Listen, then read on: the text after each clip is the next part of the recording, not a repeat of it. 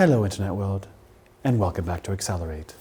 Today I bring you the 2023 Maserati Grecale.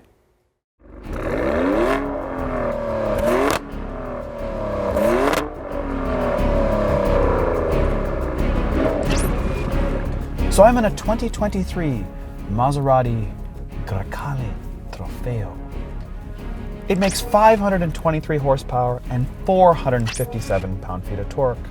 It's a detuned V6 twin-turbo from the MC20. It's supposed to do 0 to 60 in about 3.5 seconds, and it's mated to an 8-speed ZF transmission. I'll pump it up and put it in Corsa because there is comfort, GT, Sport, and Corsa. I hit the brakes, I push the paddle shifter up, it says launch control start, I will hit that button again, foot on the ground.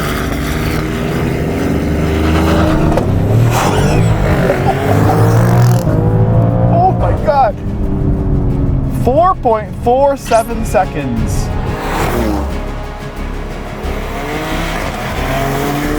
Let's do it one more time. Foot on the ground. Launch control activate. Come on, come on. Let's go and go. Come on, come on. Oh yeah, beating the last one. 3.82. Ooh, baby, we're getting better and better. This thing rips. It rips so hard. So different than the Macan GTS. This is like aggressive. And it's a V6. I don't know how, why doesn't other car manufacturers, regardless of the brand, make exhaust systems sound like this? That's all it takes. That's what gets us excited.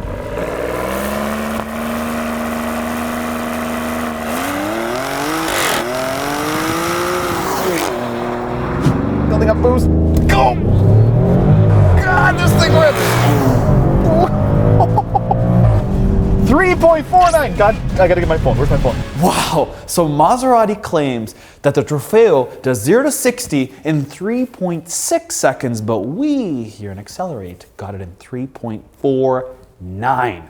That is wild. It is the fastest in its class, but not only that, it is actually the largest, has the most cabin interior in its class.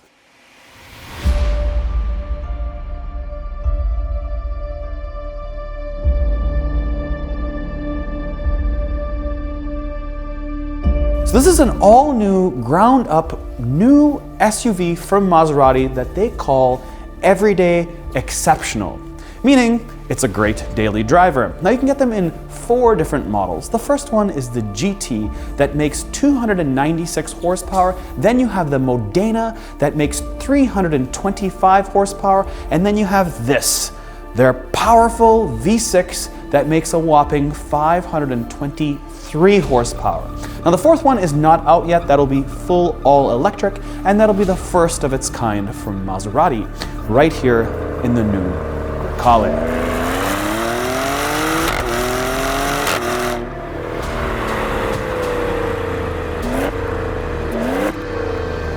To the front of the all-new Maserati Grecale. Now from certain angles, the headlights do look a little Jaguar-ish, but you can tell that it has a very long hood and it slopes downwards, pretty much the same as all the other Maseratis we've reviewed. Now this blue is a tri-coat paint. It is stunning when you see it in the light. And then moving below, you'll see a massive, massive grille. Of course, it is in black with the massive trident on the front. Moving down from there, you have this beautiful carbon fiber. Now because it's a Trofeo, you actually have a wider, different bumper than the other models in the lineup. You have these solid plastic pieces that house the ultrasonic sensors, which is kind of cheap looking a little bit, but I get it because it's all about safety when you buy a Maserati. Are we for real? Safety? It's all about the performance. And that really shows when you look at the C design and you see how the air gets pulled into the side of the vehicle to cool the breakdowns with the air curtain flow design. And that also helps obviously with looks. Now the Maserati Grecale weighs 4,629 pounds. It is built in Cassino, Italy. It also is going to be electrified next year following the Gran Turismo, which will be their 2nd vehicle they'll electrify. Now, Maserati will be 100% electric by 2030, and that is their vision, which is unfortunate because their exhaust sounds so sick. So the fact that you can buy one today, even if you have to fork out 145,500 Canadian dollars for one. It does have 6-piston calipers in the front, 4-piston in the back, and of course they are Brembos. It does have full air suspension, of course. In typical Maserati fashion, you've got these 3 little heat exchangers that remove the heat from the engine. Now the Grecale has 5 different height modes: off-road 2, off-road 1, normal, aero 1, and aero 2. So let's go down to the mode that I use most of the time, and that is aero 1. Here we go, let's drop.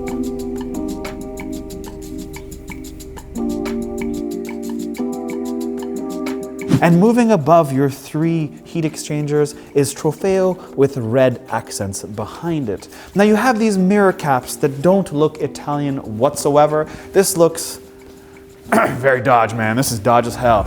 That's reality. But then you have this black, beautiful trim that goes from end to end, and you have the flushest of door handles. And the side skirts of the Grecale are carbon fiber. Primo pasta. And also, when you have to open the door, there's a rubber button. And sometimes it's not as quick as you'd like it to be. I just wish you could pull it or do something quicker. Or there's a handle underneath. I know it's not as premium. It's more premium to have a rubber button. Or maybe you have somebody to open the door for you, but just then, it was an extra half a second I had to wait. Like, I can't open it fast. Now, I know that vehicles are doing this nowadays, but hey, it's kind of annoying. But what isn't annoying is that look at your rear legroom. You have 7 inches more than any of its competitors. That's interesting. And on the quarter panel, you have the Trident. And now, because this is a Trofeo, you have 2 red inserts. To the back of the Maserati Grecale. Now, if you're not sure of what a Grecale looks like versus a Levante, well, with the exact same color Modena GTS to compare right now for your eyeballs. Now back to the Grecale. It looks pretty much the same, just a little bit smaller. The one downside I will say about the Grecale compared to most other vehicles out there in its class is it doesn't let you know that this is a Trofeo. It's only on the front. But because you will be passing everybody, they will see your booty. And if your booty doesn't say Trofeo, well, they're not going to know what exactly passed you. But I guess then they can hear you.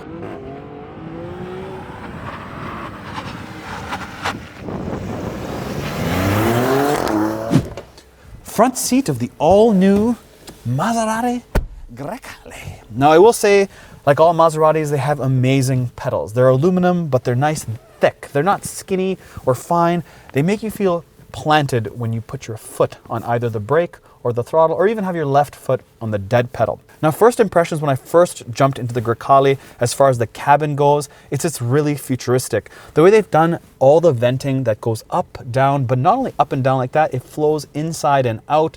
The dash is very clean, it's modern, and it's up to date in 2023, so thumbs up. Now, if we start with the door panel here, you've got a lot of big carbon trim, really huge door grills, and a nice place to set your arm down when you're cruising in your Grecale. And when I get to the dash, you have a massive optional heads-up display. You have a nice 12-inch driver's display, as well as the 12-inch display for everybody else in the cabin, and then of course your 8.8-inch for your HVAC controls. Now you must be wondering, where is the shifter? It's no longer here in the center console. There are 4 buttons right above the HVAC controls. You have park, reverse, neutral, and drive, which also dubs as manual. Now a lot of vehicles are moving away from buttons. Take the new Volvo EX90. There was absolutely no buttons on the vehicle whatsoever. And then you take this, that has pretty much buttons everywhere, mainly the steering wheel. If I count them, I will tell you there's probably over 10 buttons here. 1, 2, 3, 4, 5, 6, 7, 8, 9, 10, 11, 12, 13, 14, 15, plus the engine start and stop and drive modes that have 5 different drive modes. I will tell you that there's a lot going on here with the steering wheel. You have to know exactly what you're hitting, otherwise your eyes will be staring at it thinking, what exactly am I hitting? But don't worry, there's a lot of touchies when it comes to the center display. The center display is all from Dodge, and Ian will explain to you about it. I don't know if it's from Dodge. I just thought it looked like it. It is a Uconnect system, yeah.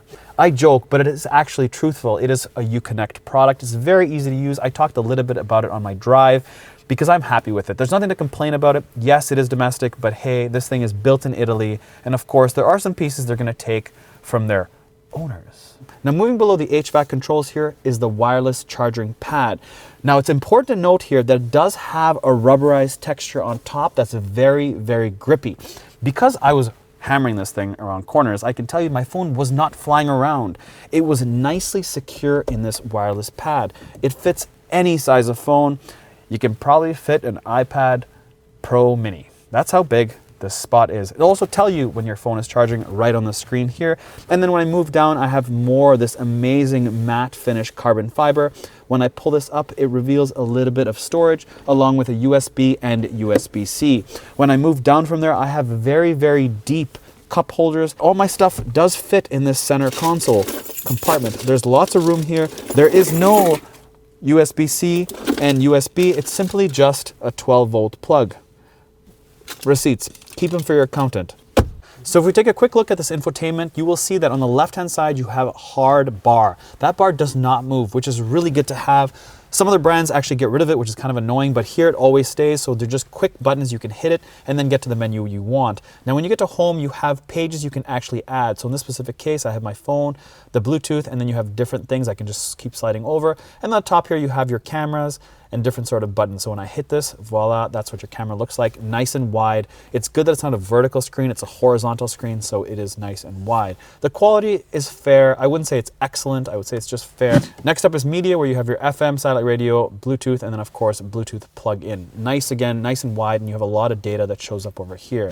Next up is nav, but most people are probably gonna use wireless CarPlay in this specific feature, so I will skip that phone and get straight to vehicle, because this is what's different about the Maseratis. You have the image of a Maserati, which looks totally sick. That is a great mirror bronze finish on that little display model. Love it. And when you're in this vehicle menu, you have performance. And when you have performance, it shows you stuff like turbo PSI, how much torque you make, and then your oil pressure. And then you can set drag race, torque management, and of course you can find out your consumption. But we will hit the most important part, and that is drag race. It tells you your current times, the speed you've got on your last different settings. It is amazing. All this in the computer of the vehicle. One of the best designs on this HVAC feature is this. When I slide my hand up and down, it automatically adjusts the temperature on the left and right side for the passenger and the driver. I don't have to find something to do click, click, click, click, click. I can just simply put my finger here and go up or down, and it does it automatically. This is a very, very good feature, highly impressed. And the same goes with the fan speed. I simply just grab my finger and I slide it left and right, and that is the fan speed. Man, finally a great system. Thank you, Dodge. Back seat of the Grecale. Now I will tell you, all Grecales now have 14 speakers, Sonos Faber standard.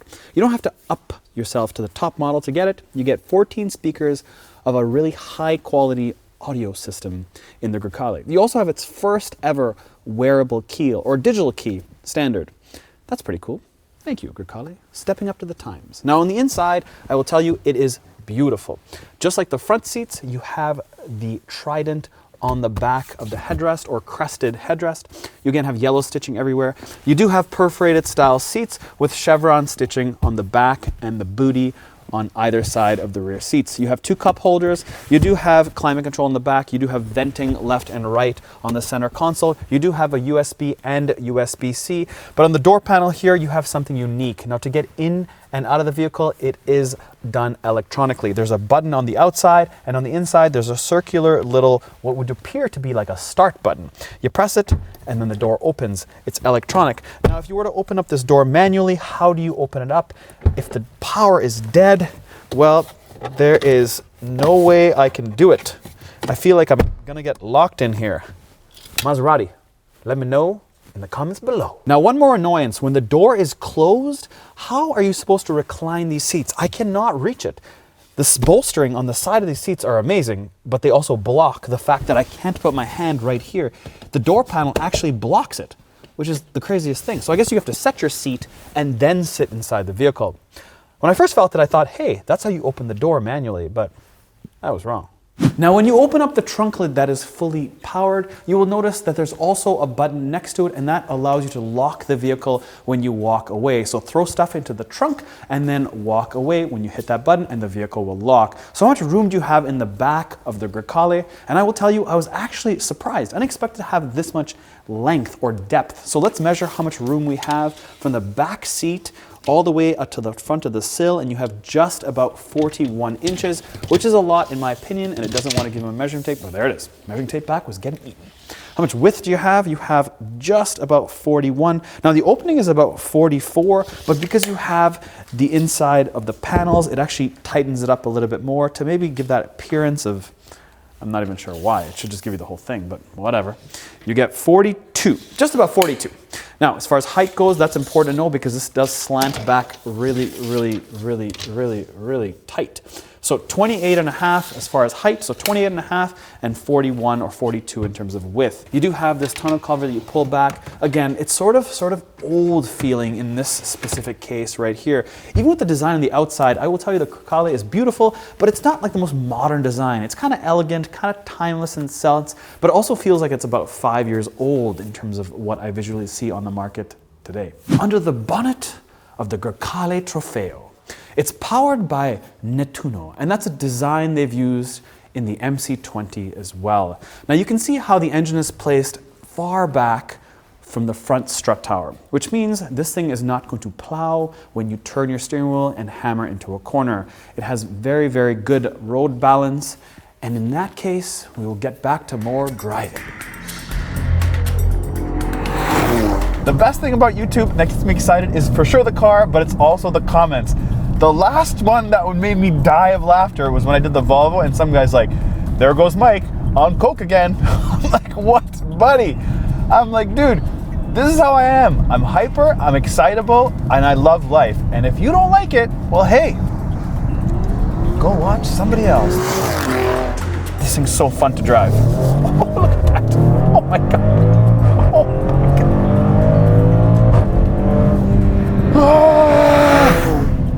I hope that you guys can feel the exhilaration of this Trofeo with me. So, competitors, BMW X3M, and then of course there's the Macan GTS, but they're different. The BMW for sure is stiff, very stiff, very hard, totally track ready. Some people actually say that this thing is too stiff. I'm in Corsa, it's not totally stiff at all. It's actually perfect for what I would like. Again, I think the Macan GTS is definitely a little bit more nimble when you throw it on, especially when it comes to steering. This steering is a little bit less connected, but I think that you get the exhilaration sounds way better in this than both the BMW and the Porsche. People also say this compares against an Audi SQ5. Well, unfortunately, you can buy two Audi SQ5s for the price of one of these Grecale Trofeos. They are very expensive. But hey, when you have a blank check and you dress up like this at all times when you're going to Tim Hortons, then it doesn't really matter. So if we talk drive modes, I would say that the best drive mode in this is probably Sport. GT is what I'm in right now, and it's good, it's comfortable, and it's still rips. I think the ripping part happens in every mode that you're in. I would say comfort around the city is a little bit, how would I say this, too like not in the right gear at all times, which is what most like sport vehicles are like. They're just not tuned well enough in comfort. They're just supposed to be soft, but it always seems to be in the wrong gear when I'm in sport. In GT, it's better, so I would probably stick in GT or in sport. But again, just drive it in Corsa the whole time, and that's good. Unless you're on the phone, then you probably want to be in comfort. But other than that, always Corsa. Now, for this kind of money, of course, the seats are amazing. They do hold you when you obviously rip around a corner. Has great steering dynamics. Obviously not as good as Porsche, but very good.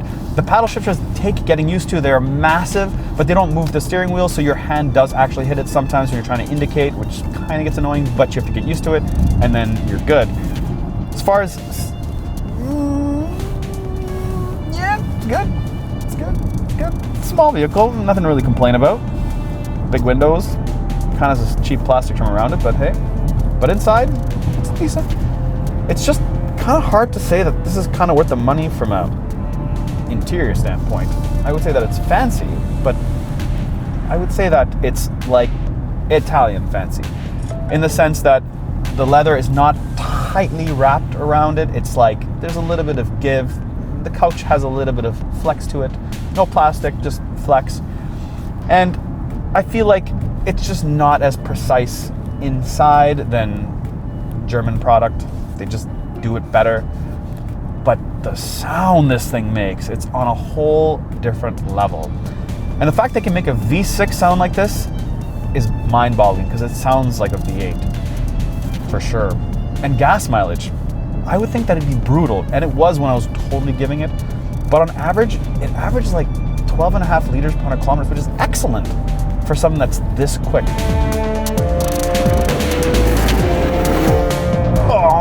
This thing just rips, and it rips so hard I'm gonna lose my driver's license very soon, but it's all for the sake of YouTube. So if you like this video, please, please, please comment below. Once again, smash that like button and give us all the love you can. We'll see you on the next one.